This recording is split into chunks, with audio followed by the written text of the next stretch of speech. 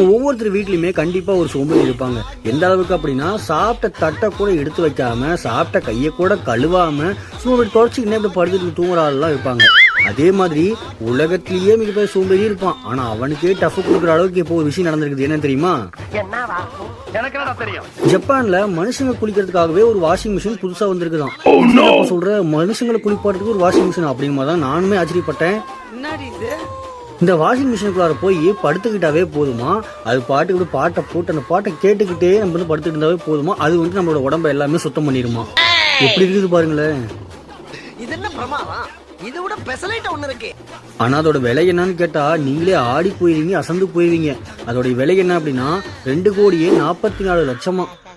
10 நிமிஷம் பாத்ரூம்ல குளிக்கிறது 2 கோடி செலவு பண்ணணுமா அப்படிங்கிற மாதிரி நிறைய நெட்டிசன்கள் வந்துட்டு இப்ப கமெண்ட் பண்ணிட்டு இருக்காங்க. இது பத்தின உங்களோட கருத்து என்ன அப்படிங்கறதையுமே நம்மளோட கமெண்ட் செக்ஷன்ல மறக்காம கமெண்ட் பண்ணி விட்டுருங்க. அதே மாதிரி மறக்காம நம்ம சேனலுமே சப்ஸ்கிரைப் பண்ணி வச்சுக்கோங்க. நன்றி, வணக்கம்.